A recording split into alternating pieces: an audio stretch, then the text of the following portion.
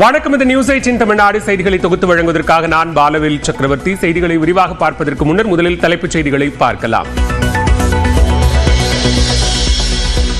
இந்து சமய அறநிலையத்துறை சட்டத்தின்படி இந்துக்கள் மட்டுமே நிர்வகிக்க முடியும் என்கிற போது வக்பு சட்டத்தில் மட்டும் ஏன் புதிய நடைமுறை? மாவட்ட ஆட்சியர் வக்பு சொத்தை முடிவு செய்வது நியாயமானதா எனவும் மத்திய அரசிடம் உச்சநீதிமன்றம் கேள்வி. வக்பு சட்ட விவகாரத்தில் மத்திய அரசின் பதிலில் திருப்தி இல்லை என உச்சநீதிமன்றம் அதிருப்தி. எந்த ஒரு தீர்ப்பையும் செல்லாது என நாடாளுமன்றத்தால் அறிவிக்க முடியாது எனவும் நீதிபதிகள் திட்டவட்டம்.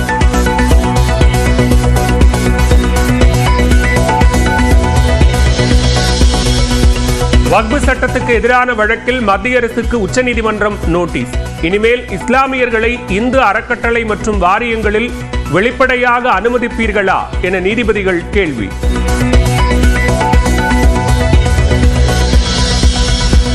உச்சநீதிமன்றத்தின் அடுத்த தலைமை நீதிபதியாக PR கவாயை நியமிக்க மத்திய அரசுக்கு தற்போதைய தலைமை நீதிபதி சஞ்சீவ் கண்ணா பரிந்துரை.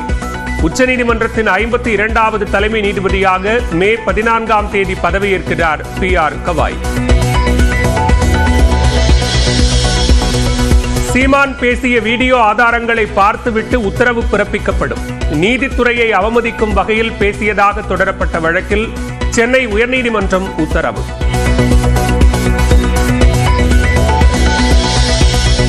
சென்னையின் பல பகுதிகளில் திடீரென கொட்டி தீர்த்த கனமழை. அதிகபட்சமாக மேடவாக்கத்தில் 12 சென்டிமீட்டர் மழை.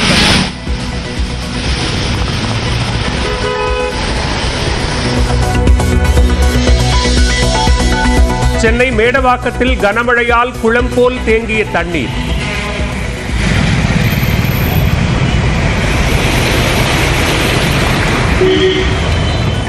OMR சாலையில் வாகன நெரிசலில் சிக்கிக்கொண்ட ஆம்புலன்ஸ்.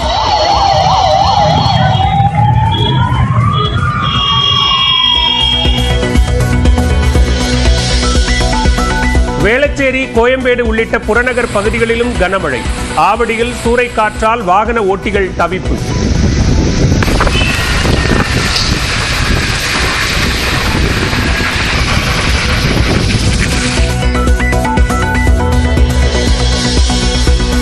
கன்னியாகுமரி மாவட்டம் ராமன்துறை, புத்தன்துறை மீனவ கிராமங்களில் கடல் சீற்றம்.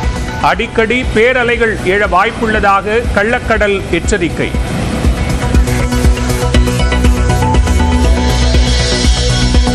சென்னை, திருவள்ளூர், காஞ்சிபுரம் மாவட்டங்களில் இன்று கனமழை நீடிக்கும். வானிலை ஆய்வு மையம் கணிப்பு.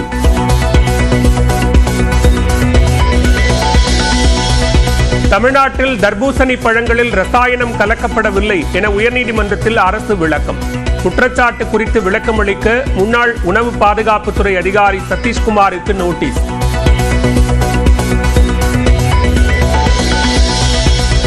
ஊரக மற்றும் நகர்ப்புற உள்ளாட்சிகளில் மாற்றுத்திறனாளிகளுக்கு நியமன பதவி. சட்ட முன்வடிவுகளை தாக்கல் செய்தார் முதலமைச்சர் மு.க. ஸ்டாலின். நாட்டில் இருக்க அனைத்து உள்ளாட்சி அமைப்புகளையும், அதாவது கிராம ஊராட்சி, ஊராட்சி ஒன்றியங்கள், பேரூராட்சி, நகராட்சி மற்றும் மாநகராட்சிகளில் மாற்றுத்திறனாளிகள் நேரடியாக தேர்தலில் போட்டியிடாம நியமன முறையில் உறுப்பினராகப்படுவாங்க.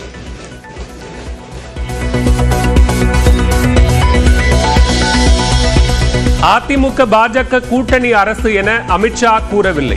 அதிமுக பாஜக கூட்டணி ஆட்சி அமைக்கும் என்றுதான் கூறுகிறோம் என எடப்பாடி பழனிசாமி பேட்டி. கூட்டணி அரசுன்னு சொல்லவே இல்லை. நீங்க தப்பா புரிஞ்சுக்கிட்டு ஏதோ வித்தியெல்லாம் காட்டுறீங்க. தயவு செய்து இந்த வித்தியெல்லாம் விட்டுருங்க. டெல்லிக்கு மாண்புமிகு பிரதமர் மோடி அவர்கள் தமிழ்நாட்டுக்கு என்னுடைய பெயரை சொல்லி சொன்னார். இதுல தான் நீங்க புரிஞ்சுக்க வேண்டியதானே. பள்ளிகளில் காலை உணவு திட்டத்தில் அரிசி உப்புமாவுக்கு பதிலாக பொங்கல் மற்றும் சாம்பார் வழங்கப்படும். சட்டப்பேரவையில் அமைச்சர் கீதா ஜீவன் அறிவிப்பு.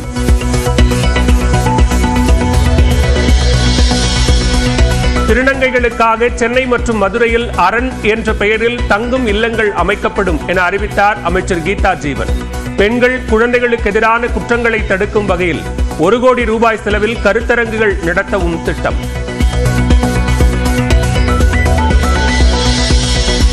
கோவையில் தற்கொலை செய்து கொண்ட மாணவியின் பெற்றோர் நீதி கேட்டு போராட்டம். கல்லூரி நிர்வாகம் மீது நடவடிக்கை எடுக்க வலியுறுத்திய நிலையில் காவல்துறை பேச்சுவார்த்தை.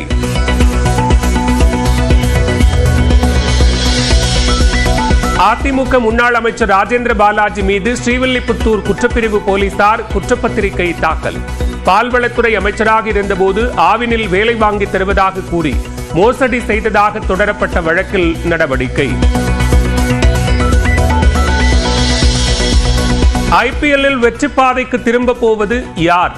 டெல்லி ராஜஸ்தான் அணிகள் இன்று பல பரீட்சை.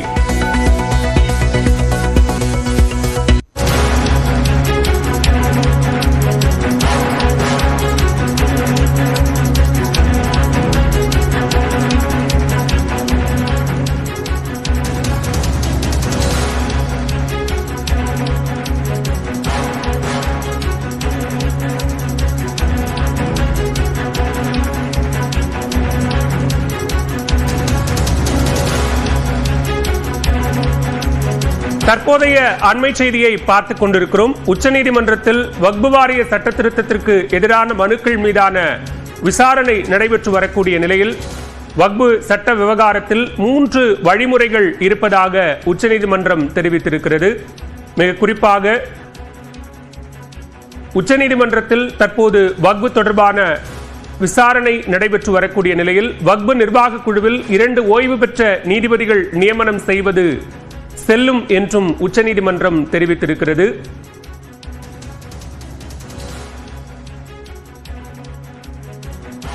பல்வேறு கேள்விகளையும் மத்திய அரசுக்கு எழுப்பியிருக்கக்கூடிய உச்சநீதிமன்ற நீதிபதிகள் வக்பு சட்ட திருத்த விவகாரத்தில் 3 வழிமுறைகளே இருப்பதாகவும் கருத்து தெரிவித்திருக்கிறார்கள்.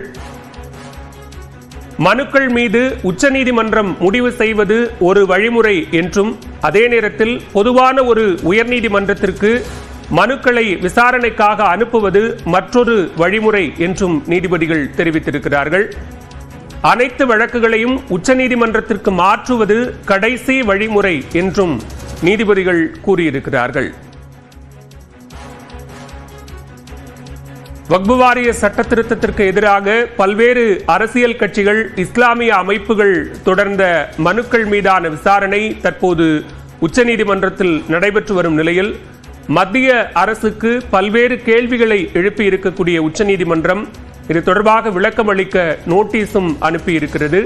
இந்நிலையில் வக்பு வாரிய சட்ட விவகாரத்தில் நடவடிக்கை எடுக்க 3 வழிமுறைகளே இருக்கிறது என்றும் சில பரிந்துரைகளை உச்சநீதிமன்ற நீதிபதிகள் முன்வைத்திருக்கிறார்கள்.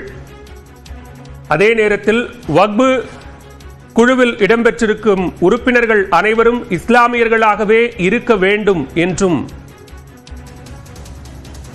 உச்சநீதிமன்ற நீதிபதிகள் விசாரணையின் போது கூறியிருக்கிறார்கள்.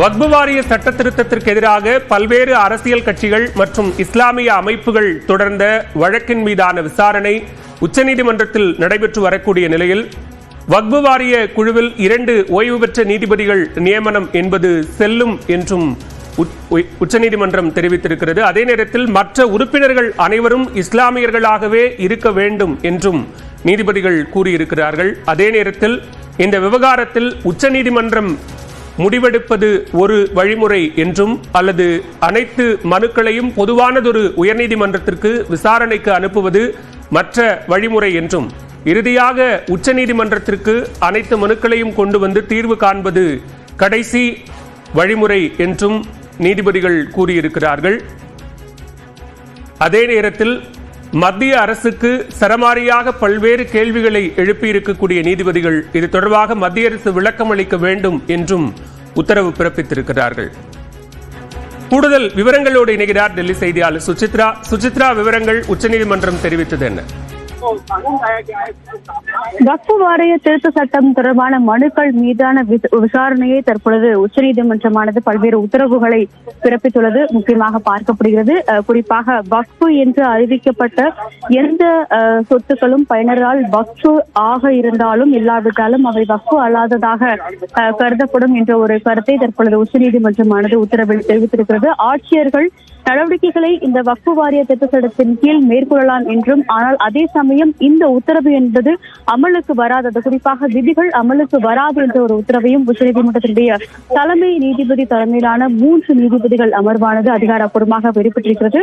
வக்ஃபு வாரியத்தினுடைய வாரியம் மற்றும் கவுன்சிலை பொறுத்த அளவில் 2, அதாவது எக்ஸ் அபிஷியோ உறுப்பினராக அதிகாரப்பூர்வ உறுப்பினர்களை நியமனம் செய்வதற்கும் எந்த ஒரு தடை இல்லை என்றாலும், மொத்தமுள்ள 22 உறுப்பினர்களில் 2 பேர் தவிர மீதி அனைவருமே இஸ்லாமிய உறுப்பினர்களாக இருக்க வேண்டும் என்ற ஒரு உத்தரவையும் உச்சநீதிமன்றமானது தற்பொழுது அதிகாரப்பூர்வ உத்தரவாக, ஒரு இடைக்கால உத்தரவாக இந்த முதல் நாள் விசாரணைக்கு பிறகு பிறப்பித்துள்ளது மிக முக்கியமாக பார்க்கப்படுகிறது.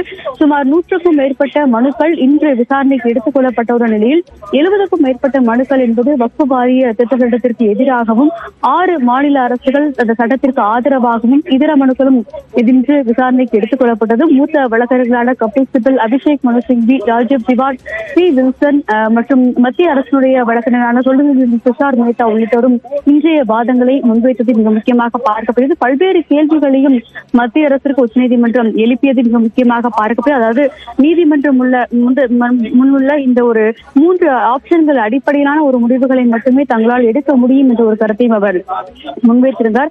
அது மட்டுமல்லாமல் பல்வேறு கேள்விகளை, அதாவது வக்ஃபு சொத்து எது என்று ஆட்சியர் முடிவு செய்ய தொடங்கும் பொழுது அது வக்ஃபு சொத்து என்பதை தடுப்பதற்கு ஒரு பயன்பாட்டை நிறுத்துகிறோமே, எதன் அடிப்படையில் என்ற ஒரு கேள்வியும் அவர் எழுப்பியுள்ளது மிக முக்கியமாக பார்க்கப்படுகிறது. வக்ஃபு நன்கொடை மூலம் பெரும் சொத்தை பதிவு செய்வது கடினம் என்ற ஒரு கருத்தையும் உச்சநீதிமன்றத்தினுடைய தலைமை நீதிபதி அமர்வானது தெரிவித்திருக்கிறது. அதே போல் எந்த ஒரு நீதிமன்ற தீர்ப்பையும் செல்லாது என்று நாடாளுமன்றத்தால் அறிவிக்க முடியாது என்ற ஒரு கருத்தையும் நீதிபதிகள் இன்றைய விசாரணையின் பொழுது முன்வைத்துள்ளது மிக முக்கியமாக பார்க்கப்படுகிறது. அதாவது ஏற்கனவே இந்த வக்ஃபினுடைய பயன்பாட்டை பொறுத்த அளவில் பல்வேறு நடைமுறைகள் என்பது ஏற்கனவே கடந்த சட்டத்தின் அடிப்படையில் பயனில் இருந்தும் இந்த புதிய நடைமுறை ஏன் கொண்டு வரப்பட்டது என்ற ஒரு கேள்வியும் அவர்கள் மத்திய அரசினுடைய அந்த விளக்கத்தை கேட்டிருக்கிறார்கள். 2 வாரங்கள் அதன் மீதான ஒரு பதிலை முன்வைப்பதற்கான ஒரு நோட்டீஸையும் மத்திய அரசிற்கு இந்த வக்ஃபு வாரிய திருத்த சட்டத்தின் மீதான மனுக்கள் மீதான அந்த விசாரணையில் உச்சநீதிமன்றமானது வழங்கியுள்ளது மிக முக்கியமாக பார்க்கப்படுகிறது. அது மாவட்ட ஆட்சியர் வக்ஃபு சொத்தை முடிவு செய்வது என்பது நியாயமானதா என்ற ஒரு கேள்விக்கு ஒரு விரிவான பிரமாண பத்திரத்தை தாக்கல் செய்வதற்கான ஒரு உத்தரவையும் மத்திய அரசிற்கு உச்சநீதிமன்றமானது இன்றைய விசாரணையின் பொழுது அதிகாரப்பூர்வ உத்தரவாக பிறப்பித்துள்ளதையும் மிக முக்கியமாக பார்க்க வேண்டும். விவரங்களுக்கு நன்றி சுசித்ரா.